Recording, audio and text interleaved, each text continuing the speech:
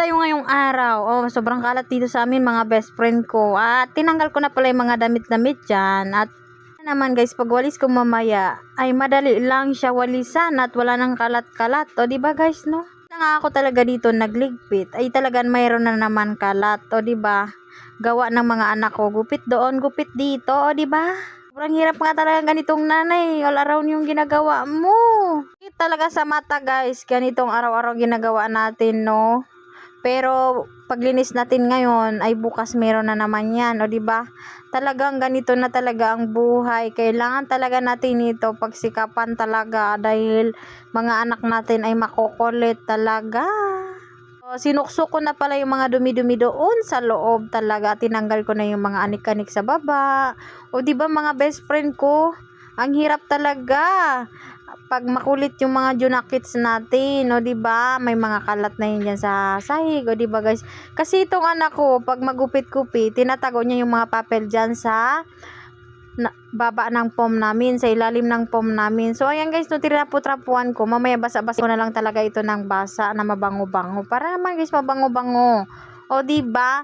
Buti na nga talaga nakapaglaban na ako ng foam namin dyan. So hindi na siya dumi masyado. Yan yung nilabhan ko yan. Yan ang pinakamabigat talaga sa lahat mga loves ko, no. So, ayun guys, no, talaga naman buti na lang talaga. Mayroon akong cameraman. So, hindi ako nahihirapan mag-video-video ng sarili ko. Sa susunod na araw, meron na naman talaga ito mga best friend ko. Asahan ninyo, meron na naman talaga ito. Iba-vlog ko din na naman to paano maglinis dito dahil araw-araw ba naman, nung isang araw, di ba, in-upload ko din ito mga loves ko. Nagligpit din ako dito. O di ba, ang dami talaga, kaya pala maraming nawawala dito sa bahay namin tulad ng shampoo, yung pala nasa baba na pala siya ng higaan namin. O di ba mga loves ko, grabe talagang kakalat loves. Hindi ko alam kasi araw-araw naman kami, araw-araw 2 days, ganun guys.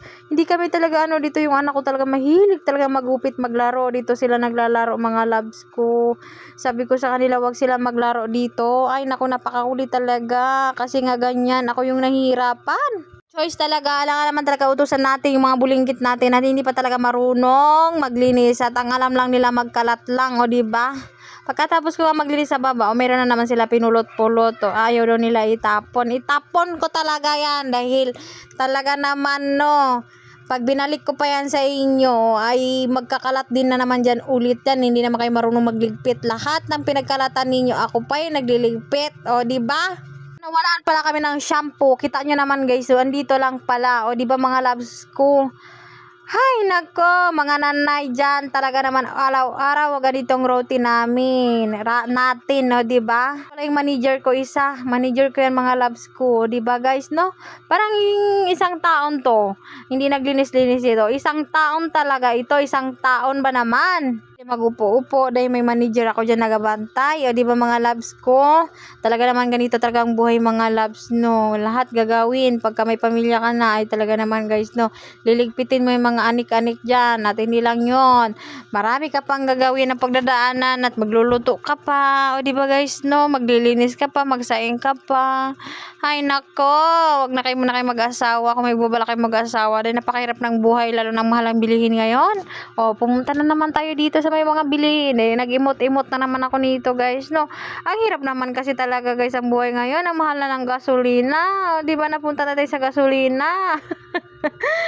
Ay nako naman mga nga talaga ako sana magbo-voice over dahil nga po talaga ang tamad ko na mag-voice over. Gusto ko na lang talaga yung guys, yung music na lang, kaya lang hindi talaga pwede dahil nga po talaga nakaka-copyright ako ni Meta. Yan lang po ang aking video. See you next mini vlog. Hanggang sa muli.